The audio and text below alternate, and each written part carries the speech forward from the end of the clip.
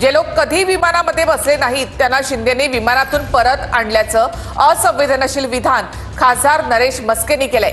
रक्ताची माणसं गमावून महाराष्ट्रातले पर्यटक राज्यात परतले असताना अशा प्रकारे मस्केंनी वादग्रस्त विधान केलेलं आहे। मला माहित आहे का, त्यामधील जवळजवळ 45 लोक असे आहेत, वर्धा आणि नागपूरचे लोक आहेत की रेल्वेने त्या ठिकाणी गेले होते।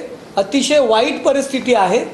CRPFच्या कॅम्पमध्ये राहत होते असे 45 लोक आहेत ना, त्यांनी आयुष्यामध्ये कधीही विमानात बसले नव्हते।